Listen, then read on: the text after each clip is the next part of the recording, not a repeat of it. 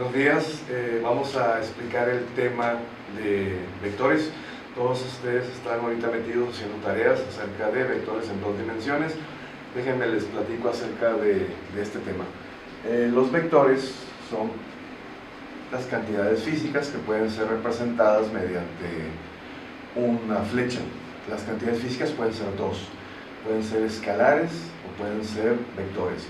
Por ejemplo, la masa es un escalar, el dinero que ustedes traen en su tarjeta o en su cartera es un escalar, el tiempo es un escalar.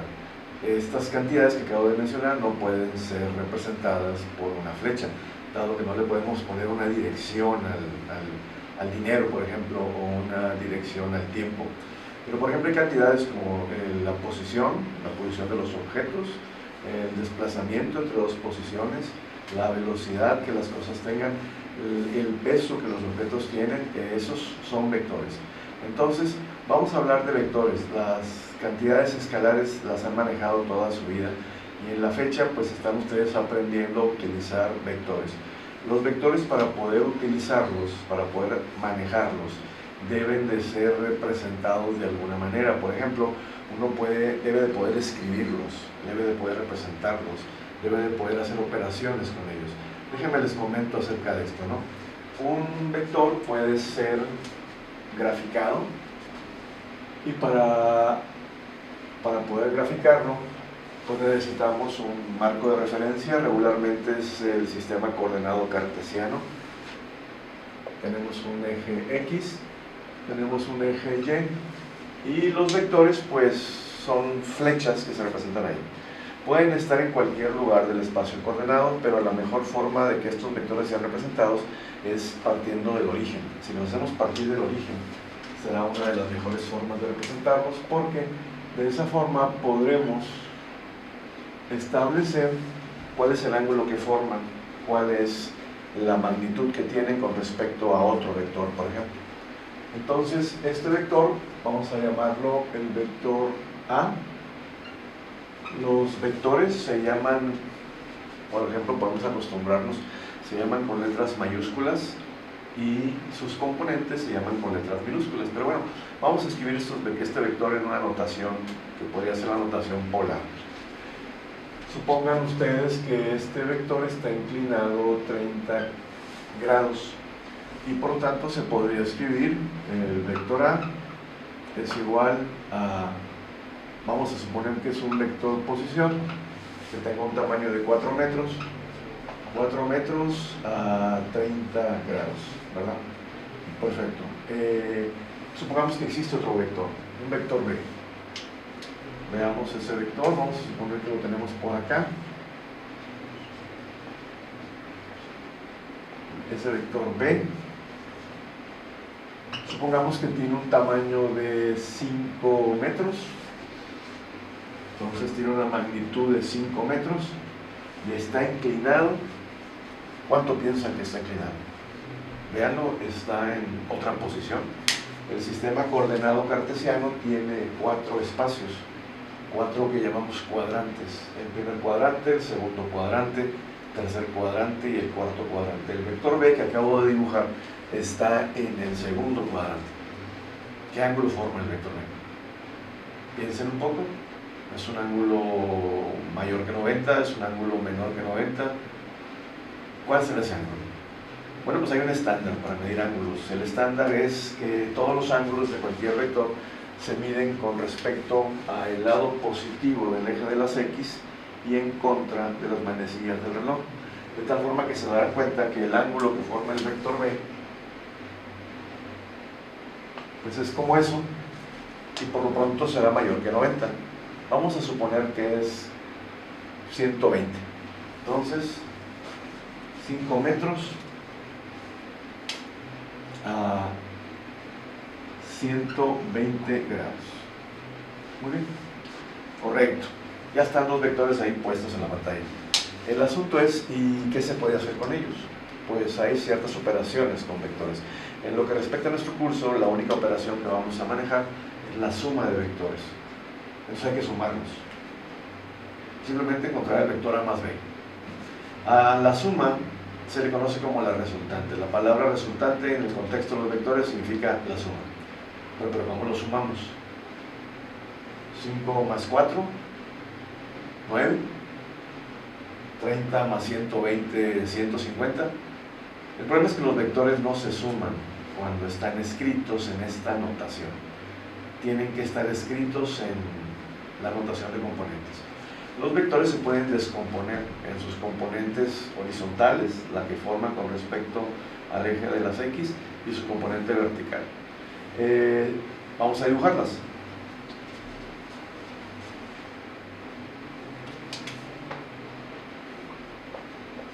Por ejemplo, del vector A, su componente horizontal es esta línea, y luego después su componente vertical, esta otra línea. ¿Cómo sabemos que dos vectores son componentes de otro vector? Pues si sumados esos dos vectores dan como resultado el vector del cual son componentes, entonces sí son componentes. ¿Y qué es esto de sumados? Es que hay un método gráfico que se llama el método del polígono. Uno pone un vector y de la punta de él dibuja el siguiente. Y la suma de esos dos vectores es el vector que sale de donde comenzó el primero a donde terminó el último. Se llama el método del polígono. Es un método gráfico. Nosotros no usaremos los métodos gráficos. No son prácticos porque requieren que la gráfica esté muy bien hecha. Pero nos daremos cuenta que estos dos vectores son componentes del vector A porque sumados dan como resultado el vector A. Pero bueno, tienen nombre estas componentes. Yo al vector A lo llamé con la letra A mayúscula. Las componentes del vector A van a ser llamadas con la misma letra, solamente que minúscula. Déjenme las llamo. Por ejemplo, esta va a ser la componente AX, esta va a ser la componente AY. Y ya está. De tal forma que un vector puede ser reescrito en función de sus componentes. Por ejemplo, quién es AX, quién es AY. Si ustedes se fijan, se está formando una figura geométrica muy conocida. Esta figura geométrica es un triángulo rectángulo, y de los triángulos rectángulos tenemos un montón de conocimiento. Por ejemplo, conocemos las funciones trigonométricas de un triángulo rectángulo. Veamos cuáles pudieran ser estas, ¿no? Por ejemplo, la componente en X viene siendo el cateto adyacente al ángulo de 30 grados. La componente en Y es el cateto opuesto al ángulo de 30 grados. De tal forma que la función trigonométrica que tiene que ver con la componente en X es, dado que es el cateto adyacente, pues es la función coseno. La función trigonométrica que tiene que ver con la componente en Y es la función seno. De tal manera que las componentes se calculan de la siguiente forma, siempre de la siguiente forma. Este vector, el vector A, tiene componentes AX, que sería su hipotenusa, pero su hipotenusa del triángulo es la magnitud del vector, en este caso 4 metros, por el coseno del ángulo que forma el vector, este ángulo, el ángulo que parte del eje de las X. Su componente en Y es exactamente igual, 4 metros por el seno de 30 grados. ¿Qué pasaría con el vector B? ¿Cuáles serían sus dos componentes? Pues calculémoslas. Su componente en este caso se llama B, permítame borrar. Su componente en X sería BX, la nombro con la misma letra pero minúscula, y es la magnitud del vector por el coseno de 120 grados, y su componente en Y sería pues la magnitud del vector por el seno de 120 grados. Lo que resta es usar una calculadora para calcular esos valores y expresar los vectores en función de sus componentes. Por ejemplo, el vector A se expresaría de esta forma: lo que valga su componente en X, coma, lo que valga su componente en Y. Les toca a ustedes calcular estas componentes. El vector B, ¿cómo se expresaría en función de sus componentes? Pues lo que valga su componente en X, Bx, lo que valga su componente en Y. De tal manera que a la hora de hacer operaciones con vectores, cuando estos vectores están escritos en esta forma, la cual denominamos la notación polar,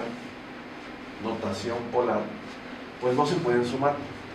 Cuando están representados en forma gráfica, sí se pueden sumar, pero se tiene que ser muy cuidadoso con la gráfica. Se llama el método del polígono y no es muy práctico. Tendríamos que tener una hoja cuadriculada, tal vez milimétrica, ser muy cuidadosos con las mediciones de las distancias, de los ángulos. Es un trabajo laborioso. La mejor forma de operar vectores es escribiéndolos en otra notación. En este caso, la notación de componentes. Cuando los vectores están escritos en componentes, la suma es completamente trivial. Por ejemplo, sería suficiente poner aquí una raya para indicar que vamos a sumar y sumar las componentes. ¿Qué habría aquí? La suma de las componentes en X. ¿Qué habría acá? La suma de las componentes en Y. Y esa sería la suma de estos dos vectores. Ese vector suma lo llamamos el vector resultante. De tal forma que, por ejemplo, ustedes ya los están calculando, ustedes ya saben cuánto es 4 por coseno de 30, cuánto es 4 por el seno de 30, tienen esos números. Seguramente les han salido ambos valores positivos, porque el vector A se encuentra en el primer cuadrante, donde la X y la Y son positivos. Pero ¿qué opinan del vector B? El vector B está en el segundo cuadrante. En el segundo cuadrante la X es negativa y la Y es positiva. Cuando ustedes calcularon las componentes del vector B, esta solita les tuvo que salir negativa y esta automáticamente positiva. Los signos salen solos cuando uno utiliza el ángulo estándar, que es el ángulo positivo, el que va del eje de las X hasta donde está el vector y medido en contra de las manecillas del reloj. Calcúlenlo, pongan esos valores. Aquí lo que hay que hacer, simplemente lo voy a poner en forma simbólica. Por ejemplo, la primera componente, la componente en X del vector suma, sería lo que resulte de sumar AX más BX, coma, que voy a poner la siguiente componente, la componente Y, esa sería lo que resulte de sumar AY más BY. Si cerramos el paréntesis, claro que ustedes lo están calculando, ustedes saben cuánto valen estas componentes en forma numérica, ustedes tienen una calculadora, pueden calcular esto, y ustedes ya saben qué número va aquí y qué número va acá. Este es el vector suma, es el vector A más B, es la suma de A con la suma de B. Entonces ese vector recibe otro nombre, en forma genérica se conoce como el vector resultante. A veces lo llamamos así y simplemente le ponemos el vector R mayúscula, resultante. En el contexto de los vectores, una resultante es simplemente la suma de dos vectores. Entonces, más o menos hace así, ¿no? Hacemos un resumen. Los vectores pueden ser graficados en un sistema coordenado cartesiano. El tamaño de las flechas no importa, solamente es una representación. Pero cada vector tiene su correspondiente magnitud, tamaño. Los vectores están inclinados a un cierto ángulo. Ese ángulo, convenientemente, les recomiendo para nuestro curso medirlo a partir del eje positivo de las X y en contra de las manecillas del reloj. Eso es lo que se llama el sentido positivo. Ubiquen ese ángulo y escriban sus vectores en notación polar. ¿Qué tamaño? ¿Qué ángulo? 4 metros a 30 grados. ¿Qué tamaño? ¿Qué ángulo? 5 metros a 120 grados. Habiendo hecho eso, ya están escritos, pero no se puede hacer nada con ellos todavía. No es la notación más apropiada. La mejor notación es la de componentes. Bueno, pues calculen sus componentes, de cada uno de ellos, ¿no?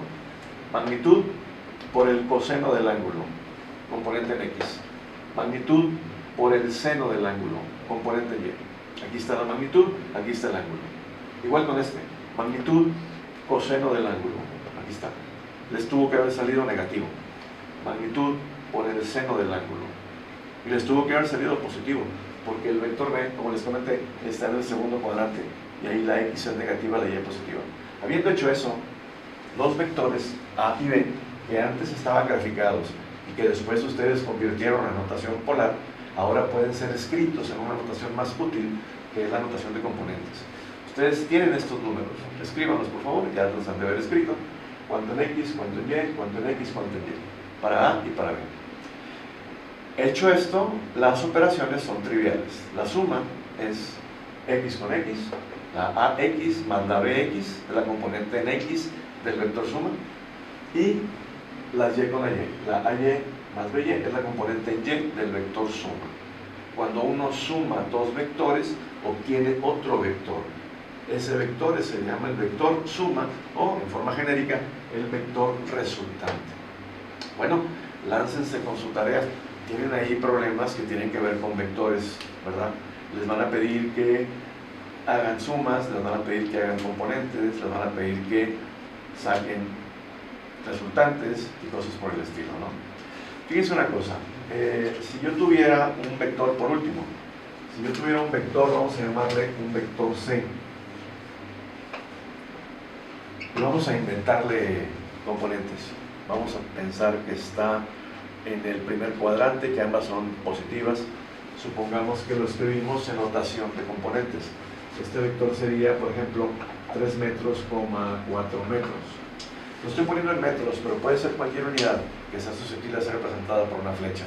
Puede ser newtons, puede ser metros por segundo, una velocidad, puede ser una aceleración, cualquier cosa que pueda ser representada por una flecha. Ahorita escogí que fueran metros.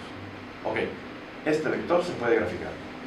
Rápidamente, ponemos un sistema coordenado, X igual a 3, 1, 2, 3, Y igual a 4, 1, 2, 3, 4,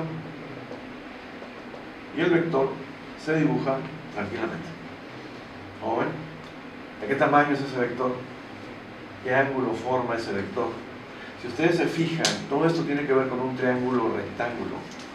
Aquí se forma un triángulo rectángulo, de tal forma que el tamaño del vector es una hipotenusa de ese triángulo. Si ustedes se fijan, esto es un cateto que mide 3, este es otro cateto que mide 4. ¿Cómo se encuentra la hipotenusa de un triángulo rectángulo dado que conozco los catetos? Esto se hace con el teorema de Pitágoras. Si lo recuerdan, y si no pueden buscarlo, teorema de Pitágoras, cómo se calcula. Eso sirve para encontrar el tamaño de un vector. Si yo quiero saber el tamaño de este vector, lo que tengo que hacer es aplicar el teorema de Pitágoras. Esto es su componente horizontal o su cateto en X más su componente vertical o su cateto vertical opuesto al ángulo, pues elevado al cuadrado y luego raíz cuadrada. Eso es la magnitud del vector, el tamaño, la hipotenusa. Se escribe de esta forma: el vector C en barras de valor absoluto, porque cuando uno saca una raíz cuadrada siempre el resultado es más menos. Esto nos está recordando en valor absoluto que la magnitud es una cantidad siempre positiva. Entonces ustedes calcularían la magnitud de cualquier vector de esta forma. Tendría que estar escrito en componentes y encontrar la hipotenusa del triángulo que forma ese vector con el teorema de Pitágoras. Si ustedes quisieran encontrar y qué ángulo forma ese vector, otra vez, funciones trigonométricas de los triángulos rectángulos. Se puede usar cualquiera, pero sin embargo se acostumbra a usar la tangente, porque tenemos que quisiéramos encontrar este ángulo y conocemos su cateto opuesto y su cateto adyacente. Esto implica que podemos usar la tangente. Si ustedes revisan sus apuntes o buscan en Google o ven en algún libro cuáles son las funciones trigonométricas de un triángulo rectángulo, van a encontrar que pues, es el seno, el coseno y la tangente, y que el seno es el cateto opuesto sobre la hipotenusa, que el coseno es el cateto adyacente sobre la hipotenusa, y que la tangente, que es la que vamos a usar ahorita, es el cateto opuesto sobre la adyacente. Pues miren entonces, ¿cuál es el ángulo que forma el vector? El ángulo se calcula con la tangente inversa de la componente en Y